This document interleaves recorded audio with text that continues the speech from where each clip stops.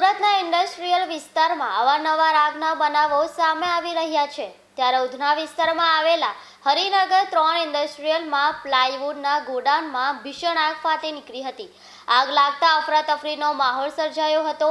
આકાશમાં ધુમાડાના ગોટે ગોટા જોવા મળ્યા હતા। ધુમાડામાં આકાશમાં ઊંચે સુધી ઉડતા લોકોમાં ડરનો માહોલ પેદા થયો હતો। ધુમાડા દૂરથી દેખાતા હોવાથી લોકોનો જમાવડો જોવા મળ્યો હતો। આગ અંગેની જાણ ફાયર બ્રિગેડને કરવામાં આવી હતી, જેથી ફાયર બ્રિગેડની ટીમ ઘટના સ્થળે પહોંચી હતી। ફાયર બ્રિગેડે પાણીનો મારો ચલાવી આગ પર કાબૂ મેળવીને કુલિંગની કામગીરી હાથ ધરી હતી।